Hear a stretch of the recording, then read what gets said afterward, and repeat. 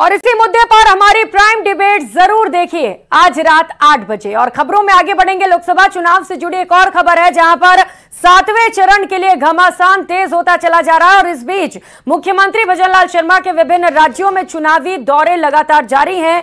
मुख्यमंत्री भजनलाल शर्मा आज पंजाब के दौरे पर रहे, जहां सीएम ने फरीदकोट में एक चुनावी सभा को संबोधित किया। इस दौरान मुख्यमंत्री भजनलाल शर्मा ने मोदी सरकार की उपलब्धियों को गिनाते हुए कांग्रेस और आम आदमी पार्टी पर जमकर निशाना साधा। उन्होंने कहा कि पंजाब में 2 भ्रष्टाचारी मिलकर चुनाव लड़ रहे हैं। आम आदमी पार्टी जो अन्ना हजारे के आंदोलन में भ्रष्टाचार को हटाने आई थी, आज वही पार्टी पूरी तरह से भ्रष्टाचार में डूबी हुई है।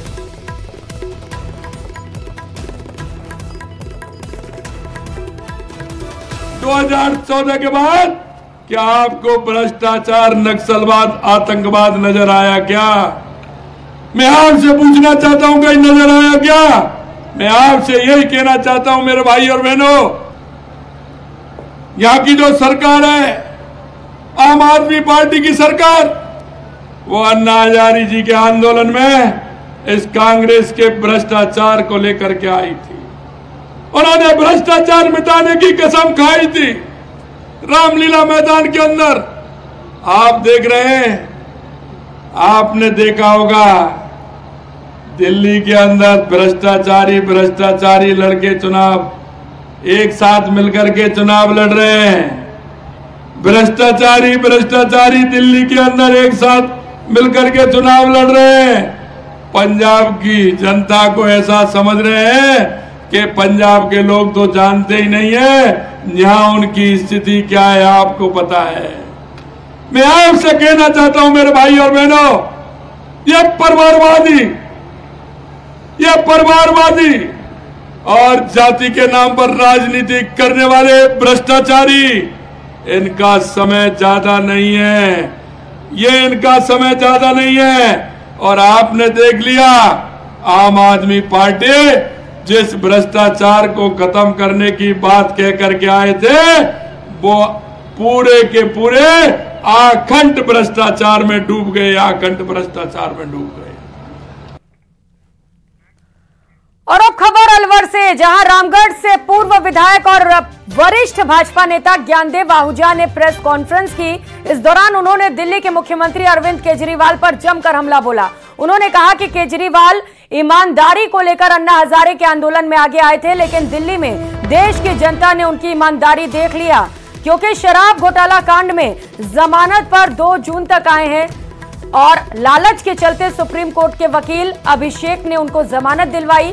केजरीवाल को कोर्ट ने जमानत दे दी, लेकिन अब जमानत होना मुश्किल है, क्योंकि केजरीवाल के खिलाफ कई घोटाले निकलेंगे जिनमें वे सजा भी काटेंगे।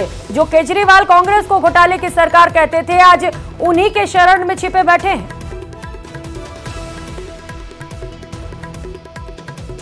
श्रीमान केजरीवाल, अरविंद केजरीवाल, जो कभी अन्ना हजारे के आंदोलन में आगे आए थे ईमानदारी को लेकर, वो कैसे ईमानदार हैं सारे दिल्ली की जनता ने, देश की जनता ने देख लिया। अभी उनकी जमानत शराब घोटाला कांड में 2 जून तक हुई है और स्वच्छ स्वास्थ्य के लिए श्रीमान अभिषेक मनु सिंघवी एडवोकेट महोदय ने उनको जमानत दिलवाई और जमानत गलत मिली, पूरे देश में आलोचना हुई। इसको लेकर के मैं इसको गलत नहीं कह रहा, लेकिन देश में आलोचना हुई। सुप्रीम कोर्ट के माननीय उच्चतम न्यायालय के जजेस महोदय ने कहा कि हमने न्यायोचित जमानत दी है। तो ये अजमेर से बीजेपी जिलाध्यक्ष रमेश सोनी ने प्रेस कॉन्फ्रेंस कर कहा, बीजेपी ने गारंटी देते हुए कहा कि जब तक देश की संसद में भाजपा का एक भी सदस्य है, हम दलित, आदिवासी, ओबीसी का आरक्षण खत्म नहीं होने देंगे। पश्चिम बंगाल में मुस्लिमों को दिए जा रहे सर्टिफिकेट को हाईकोर्ट द्वारा निरस्त करने के बाद बीजेपी ने निशाना साधा और ममता बनर्जी के हाईकोर्ट के आदेश न मानने के बयान पर कहा कि क्या ममता बनर्जी संविधान से भी ऊपर हैं? उनको पता होना चाहिए कि संविधान से ऊपर कोई भी नहीं। वहीं कांग्रेस पर निशाना साधते हुए सोनी ने कहा कि मुस्लिम आरक्षण संवैधानिक नहीं है। कांग्रेस ने ओबीसी, एससी और एसटी के आरक्षण में कटौती कर उसे मुसलमानों को दे दिया। इंडिया गठबंधन की गतिविधियों में तुष्टीकरण और राजनीति साफ तौर पर दिखाई देती है।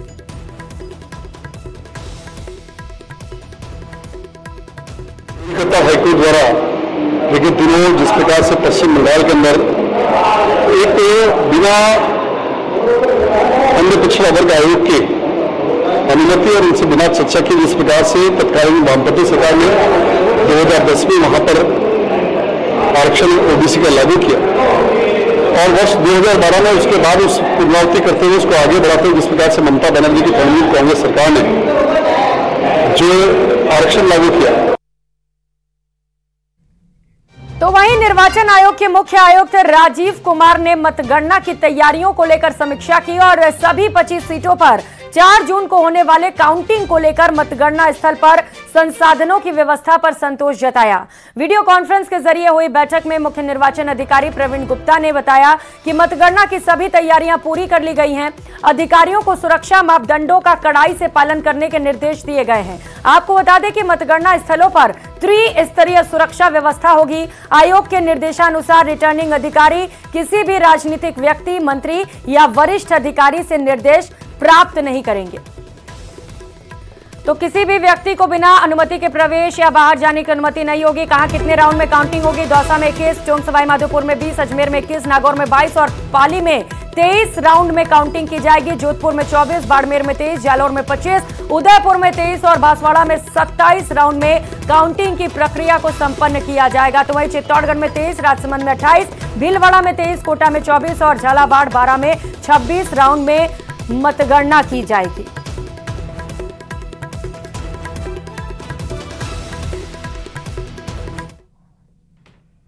और खबरों में आगे बढ़ते हुए अब बात भीषण गर्मी की, जिसने लोगों को बेदम कर दिया है। प्रदेश में अगले 48 घंटे भीषण गर्मी पड़ने वाली है। भीषण गर्मी का जानलेवा अटैक जारी रहेगा और सड़क सड़क पर लाशें बिछी दिखाई दे रही हैं। बड़ी खबर इस वक्त की मौसम को लेकर आपको बता रहे हैं, जहां पर भीषण गर्मी का प्रकोप दिखाई दे रहा है और सड़कों पर लाशें गिरी हुई मिल रही हैं। फलोदी में 50 के करीब तापमान पहुंच चुका है और जयपुर में सीजन का सबसे गर्म दिन रिकॉर्ड किया गया है। हीट वेव के चलते लगातार लोगों का जीना मुहाल हो गया है और दिन के समय में सड़कों पर सन्नाटा पसरा रह रहा है, क्योंकि भीषण गर्मी में लोग घरों से बाहर निकलने में कतरा रहे हैं। एक बार फिर से न्यूज़ 18 आपसे अपील करता है कि भीषण गर्मी में खुद का खास ख्याल रखिए और इसके साथ साथ पेय पदार्थों का सेवन लेने के साथ ही बहुत ज्यादा जरूरी हो तभी धूप में बाहर निकलिए, क्योंकि हीट स्ट्रोक जानलेवा साबित हो रहा है। अब तक हीट स्ट्रोक के चलते